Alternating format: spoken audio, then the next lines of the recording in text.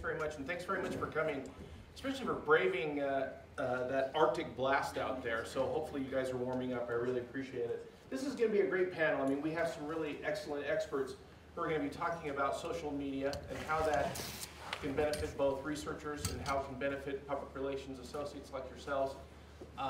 It is the medium that is dominating, and we're here to hopefully talk about and discuss ways that we can leverage things like Twitter and Facebook and LinkedIn and other social networks so that we can help spread the word, both as a researcher and as a public relations person, on the kinds of things that are going on at the university. Well, I think I must have lost the thing, technology. Thank you very much. First off, let me introduce this great panel that we have. Can we get that fixed? Yeah, for some reason I'm not working on, oh, there I go, sort of. Jiggle the plug-in on. Okay, no jiggling, he says, but it's apparently not working, so I'll, Horiuchis don't have a problem with speaking loud. Okay, great. Can you hear me now? Bottom? There it is. Okay, great. Thanks very much. Let me start off by introducing our great panel. First of all, Sara Yeo. Sara Yeo is an assistant professor in the Department of Communication at the University of Utah, and she's, her research interests include science communication, public opinion of emerging technologies, selective exposure to science and media and information processing. And she's also affiliated with the Environmental Humanities and the Global Change and Sustainability Center on campus. Today, by the way, she's going to be talking about a recent study she conducted with colleagues from the University of Wisconsin-Madison that examines the impact of researchers using social networks like Twitter to publicize their work. And I think she's got some fascinating results. I'm kind of going out of order here, but Julie Kiefer here is the communications specialist. I think probably a lot of you know her with the University of Utah Health Sciences Public Affairs Office for almost a year. And she interviews science researchers for the Scope Radio, which is, by the way, at www.thescoperadio.com. She's also the co-founder and producer for Explore Utah Science. It's a nonprofit dedicated to telling science stories to Utahns. That's at also www.exploreutahscience.org. What's interesting, she's not only a professional writer, but she's a public relations associate, but she's also a seasoned scientist herself, having earned her PhD in biochemistry from the University of Washington, and she spent 14 years as a researcher.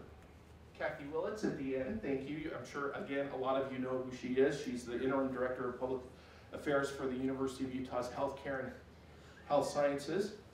She's a veteran in the public relations field. She's worked as a public affairs associate at the Huntsman Cancer Institute. Prior to that, she was a veteran television journalist and video producer, creating numerous documentaries and investigative reports for both KUTV and KTVX. Finally, in the middle here, Joe Rojas-Burke. He's the newest member of the University of Utah's communications family, and he comes here knee-deep in science writing credentials, and that makes him a perfect fit for the communications team. So welcome, Joe. We're glad to have you.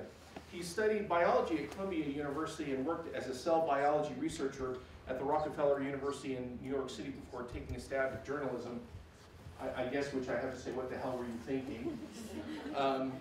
He completed the graduate program in science communications at the University of California, Santa Cruz, and worked as a science journalist for the Oregonian, the Pulitzer Prize-winning daily newspaper in Portland, which is a fantastic newspaper if you haven't seen it.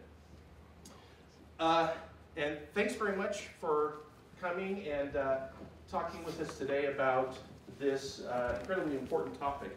Let me start off by asking a couple of questions first of Kathy and Julie. And I think Kathy also wanted to kind of go into some depth on with hers with a presentation. But the question I want to pose for both Kathy and Julie is if you could maybe talk about some examples where or describe instances where yourself or your colleagues in your office were able to use social networks like Facebook or Twitter to help publicize research or collect information, or if you know of times where social media in general really helped getting the word out.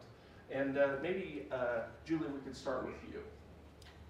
Oh, you want me to tell my story? Yeah. Okay. Thanks. I did not prepare slides, so you have to look at me instead. So I just want to tell you a story about how we were able to use social media to catch the attention of a desired target audience, which was the New York Times and their readership. And as you know, the New York Times is a news authority. They have a worldwide readership. And so if we can get a story about our work covered there, it goes a long way towards enhancing our national reputation, which is kind of what we're all about. So the story goes that Phil Sam, who's the senior science writer in public affairs, wrote an excellent press release on a study that came out from pediatric surgery. And I'll just describe it really briefly, but the study was about cost transparency in healthcare. So the physicians presented a group of patients with cost information about 2 equally effective procedures for performing an appendectomy in children. And when the parents of the patients were presented with pricing information, 2/3 of those families chose the cheaper option, which kind of makes sense, except the cheaper option is open appendectomy, which is, you know, scalpel and sutures. And for $2,000 more, you can get a laparoscopy, which has a smaller, well, the scar is a little bit different. It's using more modern techniques. And the clinical practice there hadn't done an open appendectomy in 5 years. So it really made an argument that patients have opinions, and that opinions may surprise the physicians. And because so many patients chose the cheaper option, they actually ended up saving the practice, I think, $70,000 in a 6-month time span. So it was an interesting kind of little lesson about how in certain situations cost transparencies can benefit everyone in certain situations. So we issued the press release kind of under our normal means, which is posting on Eureka Alert and Newswise, which are websites that distribute the press releases to reporters. Can't hear. And unfortunately, the press release didn't get much play, and I think everyone in communications has had this happen, where we know we have a really good story, but it just doesn't get picked up, maybe because of the vagaries of the news cycle. You know, the reporters had a busy day that day, something else broke, and so they didn't get a chance to see it. I can't hear you very well.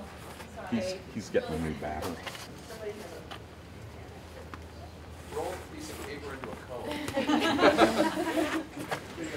Go ahead. I think he's been trying to put a new battery in it or something, so hopefully if you can just speak louder until we get that. Okay, I'll try to project. And so we wanted to give that story a second chance, and what we decided to do instead was to try to find target a reporter who had a specific interest in that subject area of medical economics and cost transparency. And the person who came to mind for us was Elizabeth Rosenthal at the New York Times, and she's been running a series of stories over the last year called Paying Till It Hurts, which addresses exactly some of these issues. But the question is, how do you get the attention of a New York Times reporter? You can imagine that she, thank you. You can imagine that she gets, many pitches, and she doesn't know who Phil and I are, and so she's not going to listen to an email from us. And so I did a little investigating and saw that she runs a Facebook site through the New York Times called Paying Till It Hurts. And people join the website, join the Facebook group and post their stories. This is what happened to me. Or they link to other stories. This is something that's happened in our region. And so I went ahead and thought, well, this is obviously something she pays attention to. And actually, it's a really smart way for her to get story ideas. And so I joined the Facebook group and posted our story. And there's a little nuance here, which we don't know if it had anything to do with it, but I didn't actually post the press release, but I posted a radio interview with the physician, and we talked about the study. What may be significant about that is that that gave him a platform to really, talk about how he felt about it, show his passion for the research, really speculate, why he thinks, put everything in context, basically. So it kind of adds, you know, it's sort of an example where multimedia can add another dimension to the, sorry, to the information. I posted the scope interview, which then linked to the press release, and 2 days later, Phil gets a call from Elizabeth Rosenthal, and she writes a story, and it ends up on page A3, top of the fold. We're like, yeah. But I think the larger lesson here is that social media can be a powerful way to reach a niche audience, and there are many social media platforms that are targeted, you know, to specific topics, and these are people who may be very interested in a related story. And social media is something that a lot of people pay attention to. You know, you check your Facebook every day or your Twitter account, you know, 5 times a day. And so it can be a really unique way to reach some of those people. Our web, the head of our web team wants me to let you know that it's actually bad practice to post a link, an external link to somebody's Facebook page. But in this particular case, because it's considered spamming, and you can get in trouble for that. But in this particular case, it's okay because the reporter basically has asked for that information through her Facebook page. So that is my story. Thanks. Julia, just out of curiosity, have you thought since then of how you can sort of replicate that process with other things that you want to get out, and how you can sort of kind of duplicate that success? Yeah. So you know, I think there are 2 answers to that question. You know, one thing is I just happen to be familiar with Elizabeth Rosenthal's work, so she leapt to mind right away. But you know, you can certainly imagine situations where you don't know whose beat that is, you know, that topic is. And so you can use a tool like Meltwater, or you can do your own physical search to, you know, maybe think of keywords that you can associate with that research that you want to publicize. Maybe search on Google News, or you know, specific publications you want to target, like the New York Times or the Tribune or the LA Times or whatever. Search for those keywords, see what reporters cover those beats. You know, maybe do a little further searching to make sure that this is really their interest. You know, see what other articles they write, and then also, you know, often like a newspaper website will have a way that you can email the reporter, or maybe you can also find out if they're active on Twitter or something like that. The second answer to your question is, and this is something else I've done, you know, if I have a story that's come out about cancer, for example, you know, there are many groups that are interested in cancer, American Cancer Society, the Susan G. Komen Breast Cancer Foundation, and so forth. And they have very robust social media sites. I can't post my link on their sites, but what you can do instead is find out if there's contact information for who runs those pages, email them directly, say, I think this information would be of interest to your audience. Would you consider, you know, Facebooking it or tweeting it or whatever? Thanks, and I've actually done that and had success with that. Well, thanks. I mean, that definitely sets the bar for us. We'd all like to get into the New York Times, so that's going to be my next goal if I can. Kathy is next. She's going to have an example, and she wants to come up here. She has a presentation that she wanted to show to demonstrate how she used Twitter to her advantage. So I'm going to talk to you a little bit about a surgery that we did in May, a kidney transplant chain, living donor chain. And this was actually the great work of Libby Mitchell, our social media coordinator in the office, and Heather. Are you here, Heather? There she is. Heather Tiese, who works with our solid organ transplant program. And so this is something we've been wanting to do for quite a while, and we were just waiting for the right opportunity. And we knew that this chain was coming up. Libby was actually quite new to our team at the time, but we had both the donor and the recipient willing to participate in this live tweet out surgery. And so the goal here was education. It was really important to the transplant team to talk about being a living donor. They wanted to possibly generate new people who might be interested in this, and helping them to understand that it was safe. And so we told people about it the day before to try and get people to follow us on this chain. We promoted it pretty heavily to media. Okay, so this PowerPoint is animated, and I'm not exactly sure how to control it, but Did that not work? yeah, we thought we shut the animation off, but we didn't. But so we'll just roll with it. Lots of activity the day of, and what we wanted to do here was really bring people into the surgery and let them see it firsthand. I love this slide here that's in green. Hang on just a sec.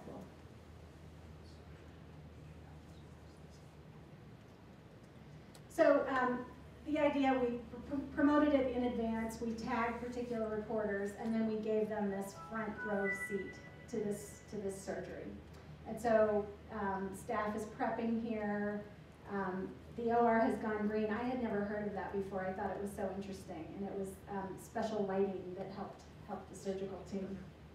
So, and then from that point, just really close-up look at what we were doing. Now, two of our surgeons in transplant, Dr. Kamson and Kim, the reason this was so successful is they were very active on social media, and they really bought into the idea that social media can help them communicate their work.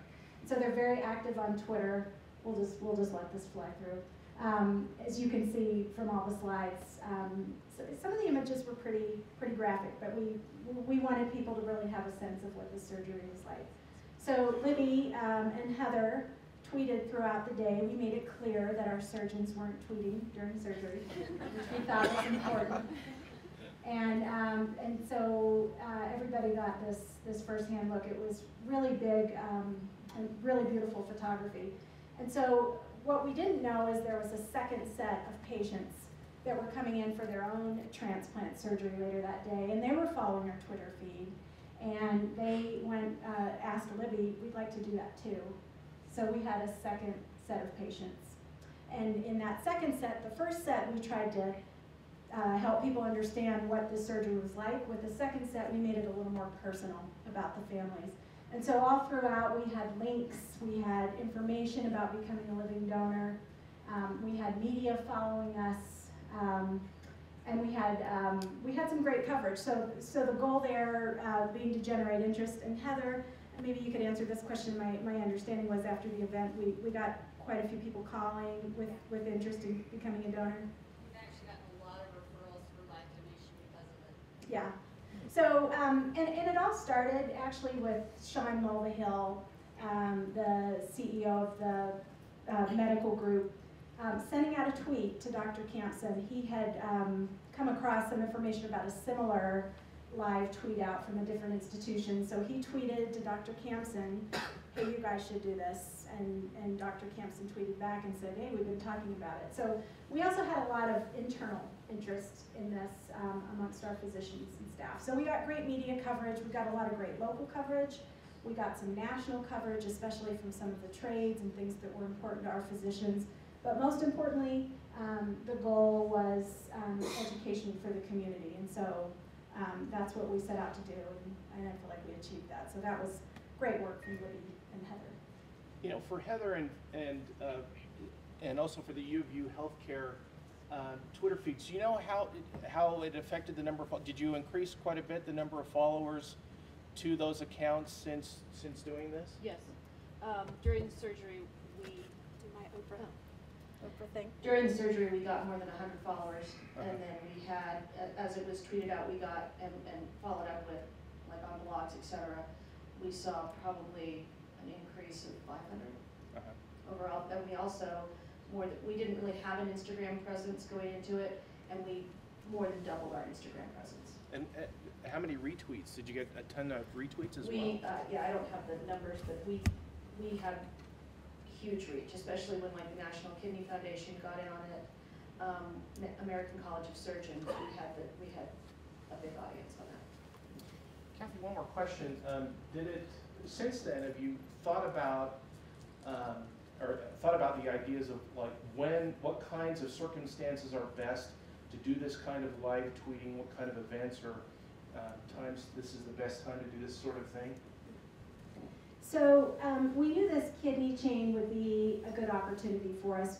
They've become, I mean, they sound amazing and you know, maybe 16 people in one chain, but it's actually become quite routine, these kidney chains, and they're really quite safe, and our doctors were really confident that we'd have a good outcome. So that was one instance where we felt it would be a good idea to do it.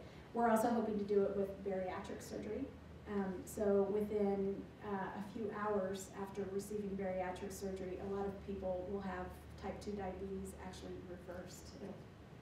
They'll show signs that indicate that they no longer have type 2 diabetes within hours after surgery. So that's our next hope, because again, a surgery that we know is safe, that we think people are interested in, where we could get a lot of interest in the community, and then obviously a good outcome is those are the criteria that we look for. Yeah, what was your contingency plan if something would go wrong? You know, I think we went into it feeling like we were going to be transparent. I mean, it was there's always that risk, and the physicians knew that, and the families knew that, but we were really quite confident.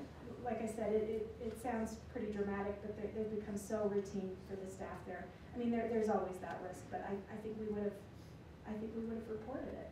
I think we would have been transparent about it. There's been a complication, and we're going to stop for now, and we'll let you know what happened. Great. Well, thank you, Kathy. And we're assuming that the patients were fine and everything's great for them. I mean, that's the most important thing, and I'm glad that they're doing great. Thank you very much, Kathy and Julie. Before we move on to Sarah's research, I wanted to ask one question of Joe, too, who, coming from the newspaper side and from the reporting side, just recently at the Oregonian, I wanted to ask Joe, you've been with newspapers for a long time, and you've gone through the transition like myself when I was at the Tribune, where journalists had to turn to social media as a new tool to get information. I'm wondering, how are journalists using social media to help themselves in their jobs, and how do you think can public relations professionals leverage the power of social media to connect with journalists better and to get their word out to journalists better?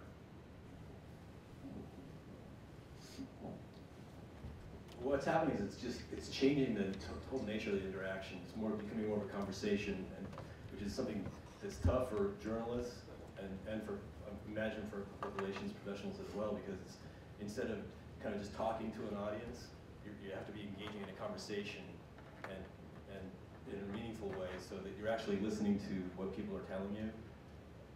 So as a reporter, that meant kind of opening myself up to other points of view and criticism, sometimes really brutal criticism, that it's not just in private email exchange, it's a totally public conversation that anyone in the world can drop in on. And if it starts ballooning up, it can kind of go viral, and you're thrust into the spotlight. And it can be good and bad, but it's a very different interaction. And I think for trying to communicate with reporters, the key is to participate in those conversations, and it can be a crucial way to get a hold of people who are difficult to get a hold of. Because if you see them holding forth on Twitter, you know that they're right there talking, and you can jump in at that time with keyword relevant comments and recommendations and tips to somebody that might be good for the storyline that they're working on. When I was working doing a specialty blog on social determinants of health for the Association of Healthcare Journalists, I did this quite often. I created like a running scroll in my Twitter client so I could monitor what people were saying about the social determinants of health, a very specialized area of research. And when someone with an engaging voice would pop up and start holding forth about some interesting kind of avenue on this research, I'd start paying attention to them, and then I'd take their name down as a good source.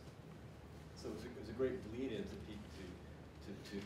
people who would be great people to contribute to the story. Mindful of the fact that the loudest voices or the most chattery voices may not actually be the best sources.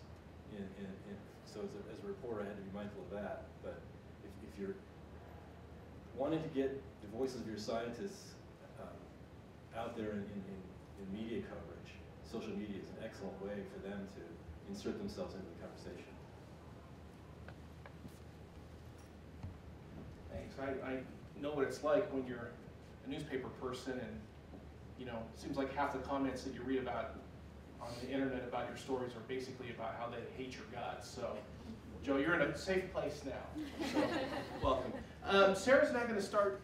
Is going to talk about a presentation on a recent, do a presentation on a recent study she conducted along with colleagues with the University of Wisconsin-Madison that looks at how social networks greatly impact how researchers publicize their work. It was recently written about just I think a couple of days ago. If you saw on the Storify, it was listed there. You can go to the story. As she wrote recently in an article in The Scientist, our findings suggest that scientists have begun to embrace Twitter as a viable tool for communicating research and keeping abreast of advancements in their fields. Perhaps more importantly, science topics have trended on Twitter, earning popularity among users. So I think her results are going to show how important social networks have become in their work, and I'll take it away, Sarah. Thanks. Thanks, Vince. Stealing my thunder a little bit, but it's Oh, okay.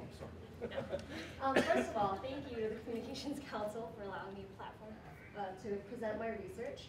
So we've talked a lot about how to use social media. We have some anecdotal evidence of scientists and doctors using social media. So I'm going to present some empirical data on this in the next 10 minutes. But first I'd like to talk a little bit about why science communication, and providing 3 reasons for why it's important in today's world, in today's society. So first of all, this is Google CEO and co-founder Larry Page at a AAAS meeting in 2007, the American Association for the Advancement of Science. In it, he says, science has a serious marketing problem. Clearly, he's being very provocative. He's standing in front of hundreds of scientists and saying, you have a problem with your communications. But he has a point. Scientists need to think about strategic communication. And I have 3 reasons why. First of all, some things may never change. Audience levels of knowledge of science and technology are relatively low. And these levels haven't changed in the last couple of decades. Our frameworks for learning about science are very limited. According to a National Science Board survey, only 20% of Americans understand the concept of a scientific study. And we are chronically distracted. As a older professor told me recently, if it's not in 140 characters, you should probably reconsider what you're saying. 6% of US public audiences follow science and technology news very closely. A very small percentage of the American population is following news about science and technology. My second reason is that the nature of science has changed. Science right now is characterized by rapid pace, increasing complexity, a lot of interdisciplinary research, right? And this is the nature of the nano-bio-info-cogno revolution that we're seeing today, the NBIC revolution, where technologies like fracking and synthetic biology, nanotechnology, information technologies, and big data, all these encompass multi-disciplines in science. And they're evolving and developing at such a rapid pace that public audiences and society in general is having trouble keeping pace with the regulatory implications, right, of the ethical, legal, and social concerns that we have about these sciences. And lastly, this is all, I think, somewhat obvious to us, that the spheres of politics and science are increasingly overlapping, right? This was more overt in 2013 when we thought about Senator Tom Coburn's letter to the NSF urging to restrict funding to certain disciplines of science. But more recently, last week actually, in Wisconsin, just after the elections, this is Wisconsin State Assembly Speaker Robin Buss. And in talking about the University of Wisconsin system budget, he said, of course I want research, but not on, ancient mating habits of whatever. So this is, an example, right, of how the spheres of science and politics are increasingly overlapping. Okay. Public taxes and public monies today fund 60% of academic research in the United States. In response to that, David Krakauer, professor of genetics and director of the Wisconsin Institutes of Discovery, have called for scientists to basically communicate to public audiences. Right? It is our challenge today for researchers to communicate our science, and it is our responsibility to do so. Right? To explain why these complicated ideas and why our basic science is valuable. So in light of all this, scientists really need to better connect with their public stakeholders, with our public stakeholders. And one way to do this, as we've heard, right, is through social media. So I'm going to show you some of the data from the work that I've done, actually as a graduate student at the University of Wisconsin. A lot of it focuses on Twitter, but we have some data on Facebook. Right, so first of all, scientists do use social media. And not just as, regular public audiences use social media, not like Justin Bieber uses social media, right? Scientists use social media for science. We've seen in practice examples of that. The data show that 60%, a little over 60% of scientists are on social media. The number in red on the side is the percent of the American public, the online American public, that is on social media as well. And of the 60%, 24.3% of them use Twitter for science-related purposes, specifically for science, right? Whether it's to follow other scientists' work or to tweet their own science. Okay. Again, the number on the side represents the percentage of online public audiences that use Twitter. And actually, of that 18%, close to 60% of public audiences on Twitter get their news on Twitter. So Twitter is an increasingly important news source. So social media are also, starting to be promising avenues for public communication of science, right? So we know that scientists who use social media tend to be younger. They also tend to be stronger ideologues. So politics and political ideologies matter even for scientists. They tend to be stronger ideologues when they're on Twitter and Facebook. And they tend to have certain opinions, right? They have attitudes toward using social media. Scientists who use Twitter also tend to be those who seek new ways to share their science. They're more cognizant of public communications. And Twitter in general is more popular among scientists than Facebook is, because Facebook is often viewed as a more personal outlet, right? A place to connect with friends from high school, to connect with family, to share pictures. But Twitter is where most scientists share their actual science work. And people who are more active users are more likely to be on Twitter. We characterize active users by sort of their attitudes toward using social media. But the question, of course, remains whether there are career benefits for scientists. I hear this a lot. I'm a scientist, I'm a young researcher, I'm working towards some goal, most likely tenure. I don't have time for this, right? And so some of the structures, need to change in order to incentivize scientists to do some of this public communication. And we've done some of the work looking at whether there are career benefits for scientists who use social media and Twitter in particular. So there's a normative assumption in science that scientists who do a lot of public communication tend not to be very good scientists. It has a term, it's known as Saganization after Carl Sagan. So, this study really challenges these normative assumptions, right? That it's not beneficial for scientists to use social media, beneficial to their academic careers. And so, these data show you on the x-axis the frequency of these scientists' interactions with reporters and their H-index. The H-index is just a measure of scientific productivity.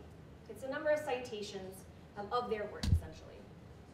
And so, for scientists who aren't mentioned on Twitter, the frequency of interactions with reporters really doesn't matter all that much for them. However, and here's the power of social media, and Twitter in particular. For scientists who did interact more with reporters, if their work was mentioned on Twitter, if they were mentioned on Twitter, their H-indexes were also higher. Right? So these are scientists who are more productive. Higher H-indices mentioned on Twitter, as well as interactions with reporters. So this is some preliminary evidence, right, that there is some academic career benefit to being a public communicator, if you're a scientist. So to sum up here, scientists with higher H-indices tended to interact with reporters more, and they were also mentioned on Twitter. So using Twitter to leverage this, right, giving you some benefits in your career in the ivory tower. And then finally, among scientists who had more interactions with reporters, those mentioned on Twitter had higher scores of academic productivity. And so thank you for your time. With that, I'll take any questions. How do you know that the Twitter mentions are I mean, you're showing a correlation, not causation, and the reporters that interact, scientists who interact more with reporters are probably having the news out versus, or via more traditional routes like news releases. So how do you know that that H-index increase is due to them being on Twitter versus other publicity? Yeah, so we're not claiming causation here, but the scientists who do have higher H indices tend to be mentioned more on Twitter and vice versa, probably because they do have higher H indices. But our sample itself, right, was the top tier of scientists, of nanoscientists in particular. So we're trying to account for that, as well as the data collection, the time period of the data collection, right? Because we're combining survey data with data collected from Twitter itself. Okay, but I'm not sure you answered my question, which is, do you have any indication that the Twitter use is responsible for the higher H-index versus just other publicity they're getting, or colleagues just reading their stuff in the literature? No, again, this is correlation, not causation, right? But it obviously doesn't hurt. I mean, I think certainly the research shows that it's possible that there is a correlate or a causation, and I mean, what does it really hurt to not engage in social media with other people? I'd like to invite the panelists back to the table. Sarah, there is one question I want to present to you before we open this up to the audience. You had kind of mentioned to me earlier about your impressions about the number of people here at the University of Utah who use social media. Now, your study involved, I think, people with University of Wisconsin, correct? Part of the study did, yes, Yeah. and the other part is actually nanoscientists in the United States. So I'm wondering, have you gotten any impressions about the frequency or the number of professors and researchers who like to engage in social media here? I don't really have a sense of the number of professors who engage in social media here. I suspect that it is lower than at the University of Wisconsin, but the University of Wisconsin has also been ranked one of the highest in terms of social media. But in terms of the students, I get the sense that they actually use Twitter less. I'm trying to use Twitter in the classroom right now, and I haven't gotten a very good response with that. But hopefully that'll change. And for Julie and Kathy, the same question. I mean, do you sort of have any impressions in regards to how often people that you deal with, researchers that you deal with, are engaged in social media? Not sure that we have an exact number, but what I can say is each new physician that joins us, we put them through media training, and one of the things we do is encourage them to get on Twitter, and Libby does quite a bit of education. We actually have a list of all of our providers that are on Twitter. Oh, we do? Yeah. Okay, so we have a list. I didn't know about this. We have a sense of how many. It's not showing on mobile, but the last time I checked it, we had over 200. So about more than 200 right now. So one by one, we're trying to get newer physicians on board, and then it's important to Dr. Lee, and so she's talked about that a lot with physician leadership groups. So a lot of physicians have joined in because it's a priority of hers. I just wanted to speak towards, I follow the scientific researchers more, basic researchers, and I would say there are very few professors, basic research professors on social media, but Jason Shepard from Neurobiology and Anatomy is here. He does some great Facebooking and tweeting. And of the professors that I found, they tend to be younger, like she said, like she found in her research. And there tend to be more kind of postdocs and graduate students. And we've tried to get some professors on board, but they're just not into it. And what ends up happening instead is, if we do have a situation like that, maybe someone will sort of ghost tweet for them. Sarah, one more thing before I open this up to one more question. It seems to me that the #1 response from professors who don't want to tweet might be, or engage in social media, is, because obviously they don't have enough time, and that's absolutely true. We've heard some professors say, you know, they're a little hesitant to sort of brag about the things that they're doing. Is there any ideas on how we can sort of, as public relations representatives, sort of talk to researchers and say, hey, maybe you ought to sort of get your research out this way through social media? Are there any ways that we can convince them that this is a good way to go? So I think this is challenging if there is no reward for public communication necessarily.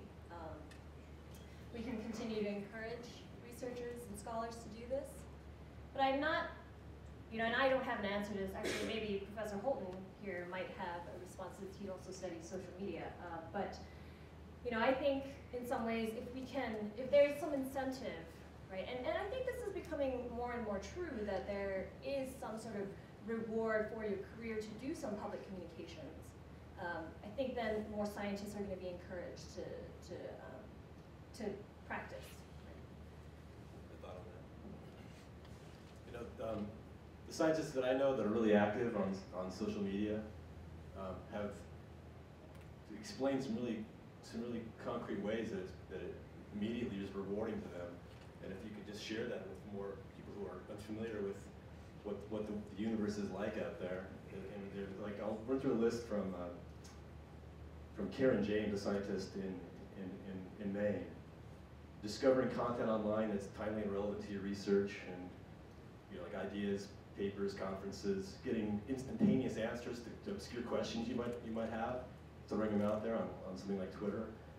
Discovering and being discovered by collaborators, and having really direct access to important people in funding agencies and government and the media.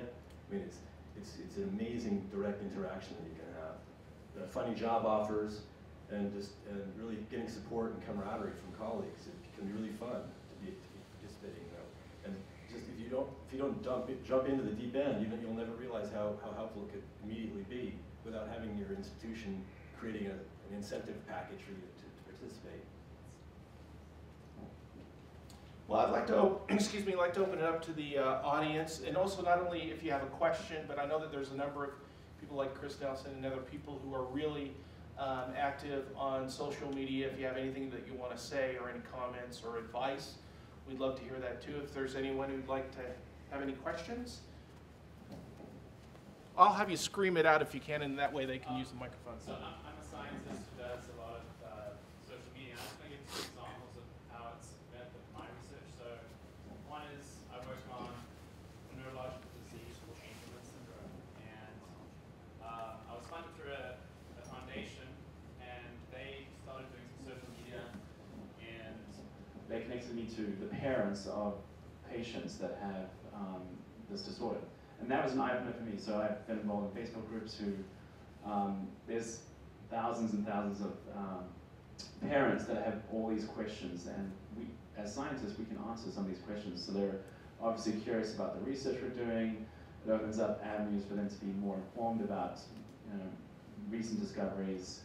And I mean, maybe there's no external reward from the university from me, but I get rewarded by feeling like I'm helping the community understand what we're doing. And I mean, some of these, you know, disorders are terrible. Another example is, so you guys, I don't know if everyone's familiar with Reddit. So Reddit's another popular social media platform. I don't know anything about it, but a friend of mine asked me to do an Ask Me Anything forum. So usually this is a celebrity thing, so celebrities will get put on Reddit and they'll do an Ask Me Anything. And so I did this, and I had no idea what kind of interest was involved. And it was a couple of hours work, and I got 100,000 people looking at that page. I got 5,000 questions. You know, I work on the brain, so that everyone's somewhat interested in the brain and neurological disorders, but still, it's really a powerful way of getting your message across of what you're doing. And I think scientists, there is somewhat of an onus on scientists to try and communicate what they're doing with the public. And so I think social media is really powerful, and I'm hoping, from my perspective, that the university has ways of helping me do this. So Julie I did a radio interview with Julie, so those sorts of things would be great. But if the university has avenues to make it easier for scientists to go, oh, I've got the story, or I work on this disease, do you know who I can connect with? And then, you know, make our job easier, and then I think it will be easier for us to get into it. Just as importantly, how did you get invited to do an Ask Me Anything on Reddit? Well, that was just,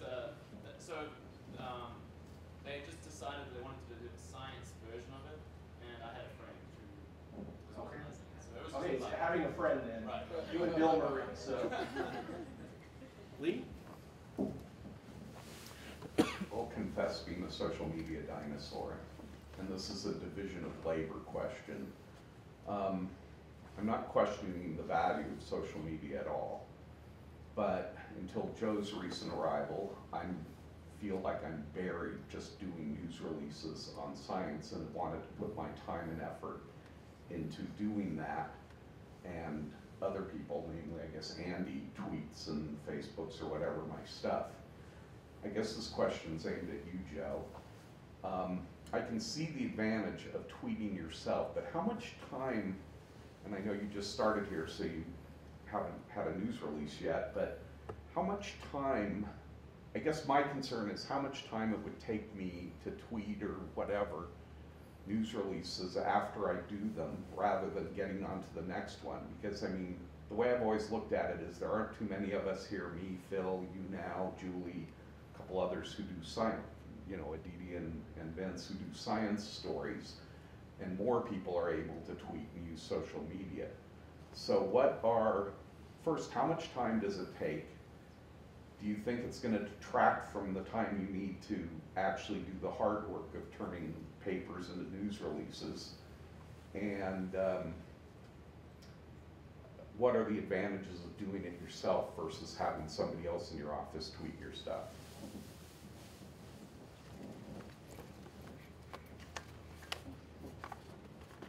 Yeah, the danger is that it can be a complete time suck and destroy your productivity very easily, because it can be very fascinating, and you can just wander off into all these different conversations that have nothing to do with what the goal is for the day. But it's also something you can do very, very quickly and efficiently, and you can get work done faster than you could any other way. So you just have to be disciplined, and you know, if you have something that you think a wider audience, your particular followers on Twitter or Facebook would really be engaged with, you could spend 5 minutes writing a blurb about it from something you've been working on for 2 weeks and you know really well. It won't take you any time at all to shoot it out there. So that's my question. Is it just a matter of doing a tweet that has a link to the news release or a news story about it? Yeah, or how does it suck you in more, and what do you want to avoid? That's what what you want to avoid is just going off on a tangent, coming in the morning and then start, I'm just going to tweet this, and then like reading a bunch of other stuff and going off and like getting someone gets you all riled up and you start participating in a conversation. Replying to your tweet on the subject. Yeah, but I think the thing is just to have a strategy, and don't just like robotically tweet everything or put it on your Facebook page, because if people will tune out, you'll become boring to them. It has to be relevant and interesting and engaging to the particular people that you're trying to reach, who you've built up as who are following you. I also think you want to try to tag people you know might be interested in this to sort of extend that reach.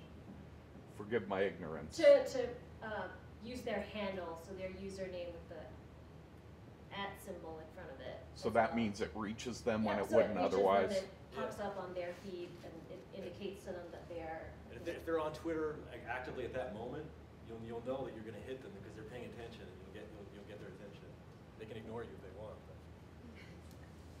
But. Okay, just imagine with me too, Lee Siegel on Twitter. Okay, and I'll tell you this, that's an account I will follow. Chris, you had a question back there? And it probably... But to me, it's intriguing. I don't know how they'll use social media. Creating the content is half of the job as a PR person. The other half is distributing it. And if you're not using social media and all the tools available to us. I just don't think we're doing our jobs, quite honestly. website. I think you got to create the content and you got to distribute it in every way possible. Julie's example with Facebook is a good example of that. We could have written 100 press releases. We could have called Elizabeth Rosenthal 1,000 times and she never would have done the story. It took her having the wherewithal to pitch that story in a slightly different way.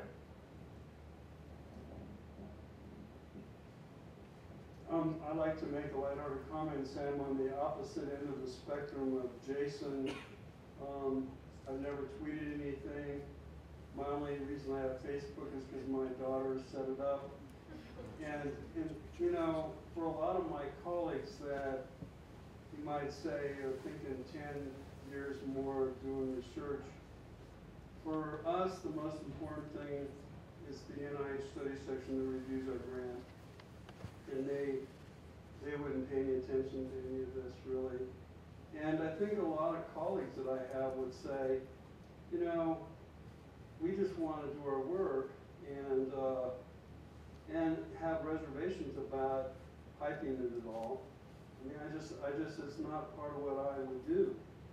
And I think, you know, I have colleagues. I mean, the most interesting thing that's happened to me is talking to Dave here about our next NIH grant. You know, that's all we do. You know, and so if, you know, someone else wants to do it, that's great. But, you know, with the 10 years I have left, you know, I'm probably not going to do it for my own work. Now you said that the people with NIH who do the NIH grants don't involve themselves in this stuff. Do we know? I mean, do you really know that? I mean, there are a lot of people who are there who, you know, read tweets and Facebook posts. Well, I'm not saying they don't do it. I'm just saying that, and I'm not saying it's not got value. I'm just saying that if you are, it's like, what's your purpose? Your purpose, all of you in communications, is different than my purpose. And so if you guys want to do it, that's great. But, and you know, I think what Jason's doing is great too, and I'm not in any way putting that down. I'm just saying that for your more established people, you know, I just, you know, I'm just looking at my next grant, and this is going to keep me from doing that. I mean, maybe not, but if y'all want to do it, that's great. But I don't know, Dave, do you want to do it? Vince, can I respond to that? Actually, can we have the panelists respond first? Yeah, I do want them to weigh in on those. Particularly Sara, who's, you know, done research on this. I mean, if you could maybe talk about that, respond to that. So, you know, this also sort of brings up the idea that there's a space, right, for people trained in both science and communication to be able to, you know, put your work out there as well, which, you know, a lot of us are working toward. And I think in the comm department, we're starting to train people strategically to do this for science. But Joe and I were just having a little conversation on the side about that. And you know, for a lot of established scientists, I've actually found that they are also more likely to go on social media, you know, just to share their wealth of knowledge. And it's not just, you know, you tweeting yourself, right? A lot of the data I showed is also just being mentioned on Twitter. So it might even be that all you need as a scientist is a Twitter account, right? And have somebody tweet maybe for you, tag you in their tweet, have your colleagues do this. But part of the great thing of social media is this community that you have around you to help you share your work, publicize your work. It can increase publication times. We saw that with the NASA example in 2011, the astrobiology, right, the arsenic bacteria. That article came out, a bacterium that grows on arsenic instead of phosphorus, challenging our paradigm of biology. Right, that article came out in December. 6 months later, there was a follow-up article refuting that because of the interactivity in online spaces. Joe, did you have? Yeah, like we've talked a lot about like the specific benefits to a researcher, to a department at a university. Well, why do we want to do this?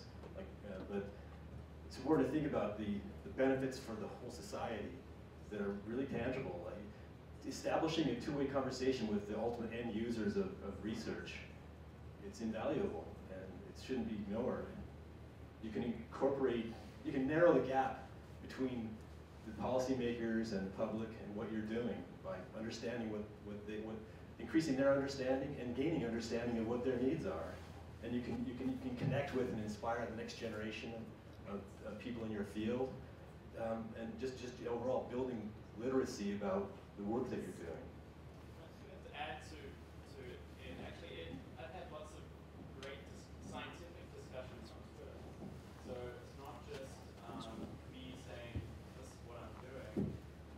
NIH has a presence on Twitter, and they actually do follow a lot of what scientific discussions that sort of merge with politics and the funding situation, people complaining about too many postdocs. So there's actually a fair amount of debate.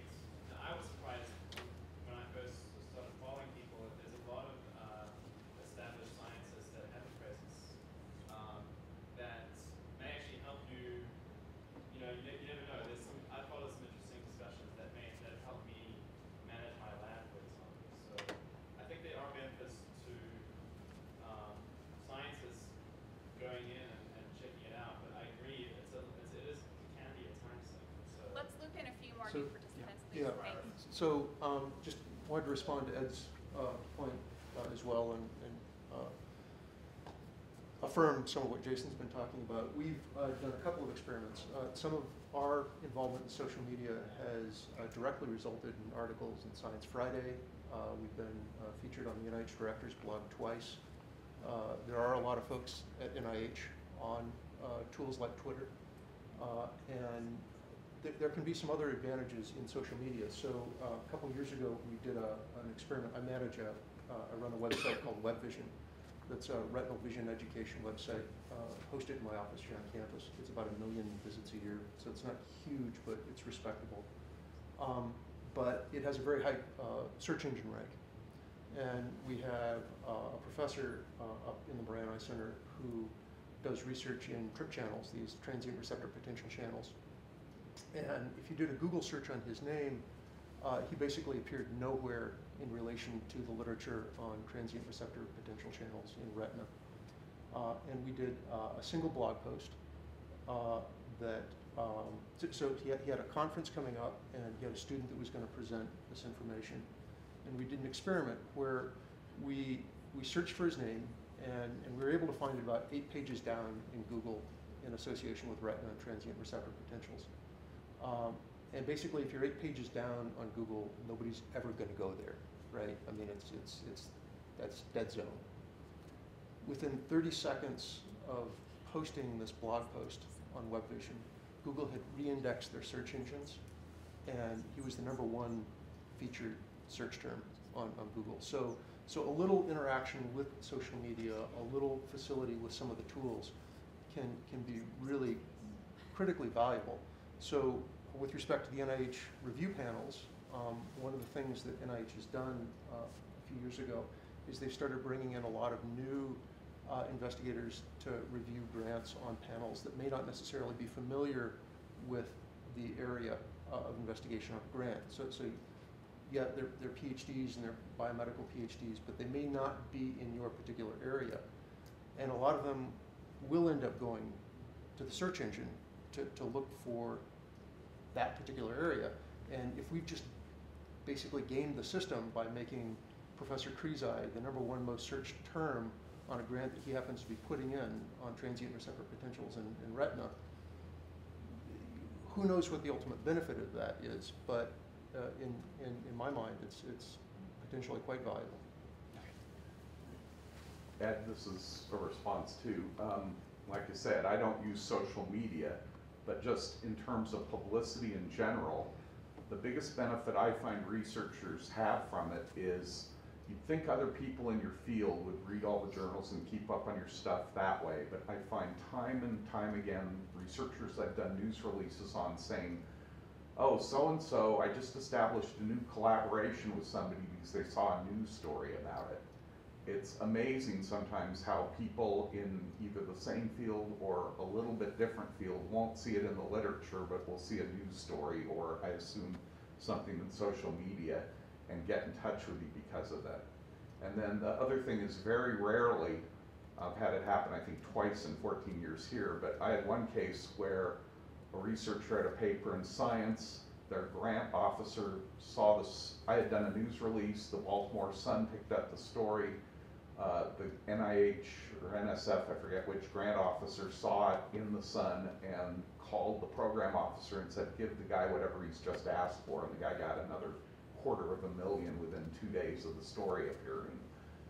And then lastly, everything I do as a news release, if it's NSF or NIH funded, I send it to the PR contacts. I've done this more with NSF, I'm just getting to know the NIH people, but they will frequently link to our news releases either in their daily NSF Science 360 newsletter, which a lot of researchers see, or as a notes or news from the field item on the main NSF website. So it does, some of this stuff does get seen by grant people through those channels. Thanks, Lee.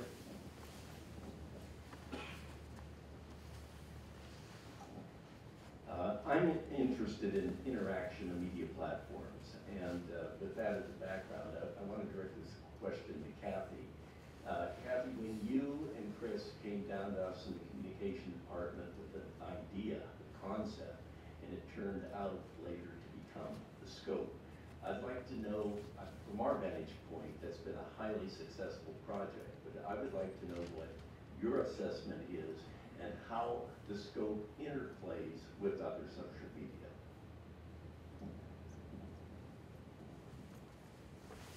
How many people listen to it too? It gets 12,000 to 15,000. Oh, I'll just answer Lee's question. It gets 12,000 to 15,000 page views a month. Scope has been a really successful vehicle. So I think, as demonstrated by Julie's case study, it was her posting her interview with this researcher to this blog that sort of sparked this New York Times story. And it's a great vehicle for us for communicating research because not everything warrants a press release, but it could be an interesting conversation. And so as Scott, who constantly tells us, it's just another medium for people out there, whether it's Twitter or Facebook or audio or video. It just provides one more venue for people to get this information. So for us, it's been really valuable. We have a lot of people listening in. We make a point of trying to do interviews with people at different institutions, so it sort of promotes that audience of scientists, not just our own institution. And so it's grown really quickly, and along with the help of your department. Okay, I think we have time for one or two more questions.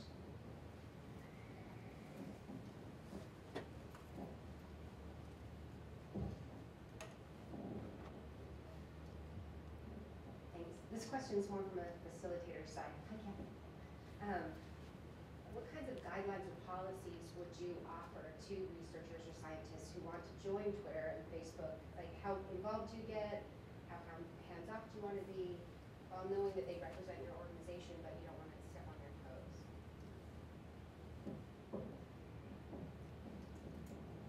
Ruby, you want to answer this one?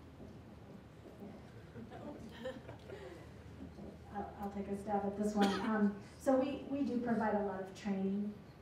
Some of our physicians are just on because that's the space they're in, but we provide a lot of training.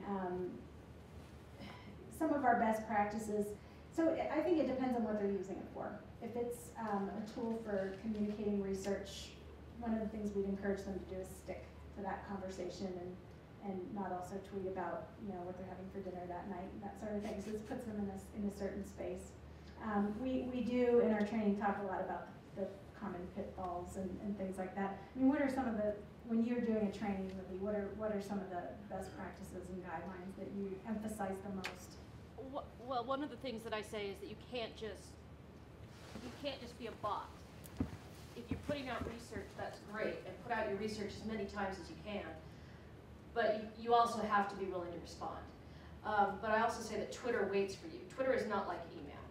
Twitter is not going to inundate your mailbox. It's on your phone, it's on your computer, and when you're ready to go check it, you go check it. But what I say is, you do have to be a real person. If all you're doing is putting out links, pretty soon you're going to fall on deaf ears. So you need to be willing to answer questions. You need to be willing to comment on other people's tweets. And while that sounds like it takes up even more time, I always tell people, if you have time to walk down a hallway, you have time to send a tweet, and you have time to reply to a tweet. And I also always tell them, no, you don't have to do this, but or if you're afraid to do this, that's fine. But you're not protecting yourself. You're losing out on opportunity. So, and I always say, this is what I do. If you need help, I'm there. So I would recommend if you have research that you want to push out, start pushing it out, and push it out as many times as you can with as many different keywords as you can. For instance, if you're doing research about influenza, make sure that you're pushing it out not only with keywords about flu or vaccine, but make sure that you're pushing it out with keywords like motherhood or keywords like back to school, so that it's hitting a variety of audiences. You never know who's going to see something, and you never know what's going to be searched. Twitter is infinitely searchable. Facebook is not anymore. Facebook is going to block stuff, and Facebook is going to make it so that you have to pay to get your content out.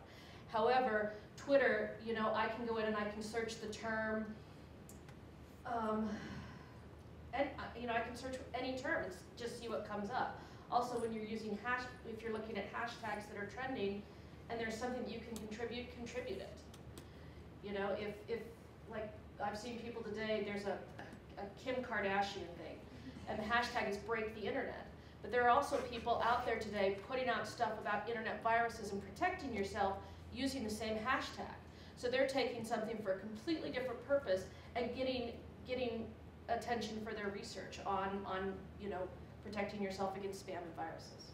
That's too much, I'm sorry. I just wanted to say too, to your point about, we've had our share of problems in our office with people oversharing and sharing things maybe they shouldn't have. So what we try to encourage them is to just to understand that while it's their private account, it reflects on the institution. And so we have a whole best practices. The American Medical Association has best practices for social media that we include in our training.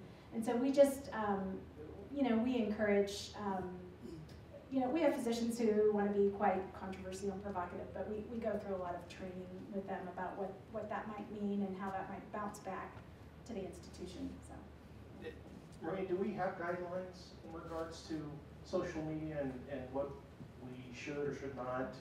There are some broad university guidelines that the Office of General Counsel and our, I don't know if Scott Jackson's still here, have worked on, but they might not apply to all the circumstances we're talking about today. I think Sarah had a comment. I also, I've seen very few scientists on Twitter who don't, explicitly say in their little profile, right, that my views do not represent the institution at all. And I think to the not tweeting about what you had for dinner, I think one tweet about dinner is okay, because you do want to humanize yourself as a scientist as well.